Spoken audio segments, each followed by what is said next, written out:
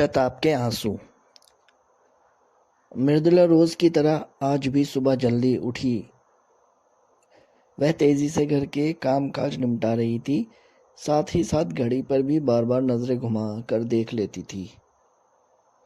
मृदुला रसोई घर से बार बार लपक कर जाती और रुद्र और उसके पापा को जगाकर चली जाती। अचानक ही दरवाजे की घंटी बजी। घंटी की आवाज़ सुन मृदुला ने फिर राकेश को आवाज़ लगाई। अजी, सुनते हो? ज़रा देखो ना, सुबह सुबह कौन घंटी बजा रहा है। मृदुला के बार बार कहने पर भी जब राकेश न जागा तो उसे बहुत गुस्सा आया। गुस्सा इसलिए क्योंकि सुबह 9 बजे ही मृदुला और राकेश को दफ्तर जो निकलना होता है। वे दोनों रोज रुद्र को प्ले स्कूल छोड़ते हुए अपने अपने दफ्तर निकल जाते हैं। मृदुला शाम को बेटे को स्कूल से लेते हुए ही घर आती है। सुबह का समय जब एक एक मिनट कीमती होता है, उस समय यदि कोई दरवाजे पर आ जाए तो गुस्सा आना स्वाभाविक है। मृदुला ने जल्दी जल्दी पल्लू से अपने हाथ पोंछे और बड़बड़ाते हुए दरवाज़ा खोला। देखा तो राकेश के माता पिता दरवाजे पर खड़े हैं। मृदुला ने औपचारिकतावश उन लोगों के पैर छुए और बिना कुछ कहे रसोई में चली आई। माता पिता की आवाज़ सुनकर राकेश भी जाग गया और भागा हुआ उनसे मिलने आया।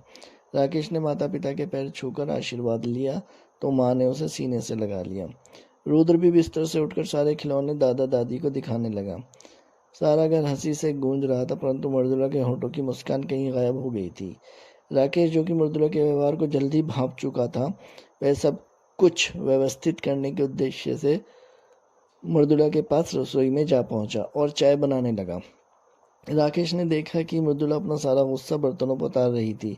राकेश पहले तो थोड़ी देर उसे देखता रहा, फिर बोला, मृदुला, मैं जानता हूँ कि तुम माँ पापा के आने से खुश नहीं हो। मृदुला चुप रही। राकेश ने कहा, मृदुला, जरा सोचो, मैं सिर्फ तुम्हारे सुख आराम के लिए ही उन दोनों को गांव में छोड़कर तुम्हारे साथ शहर में आकर रहने लगा।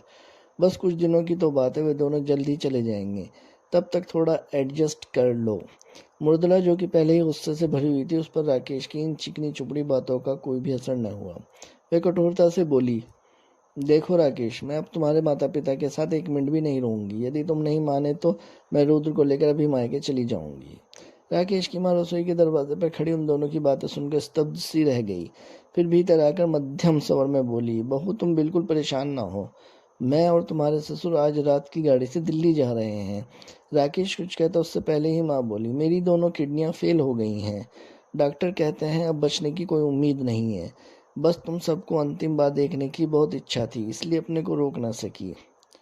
माँ के इन शब्दों को सुनकर राकेश और मृदुला अवाक से रह गए। उनके होंठ तो खामोश थे, मगर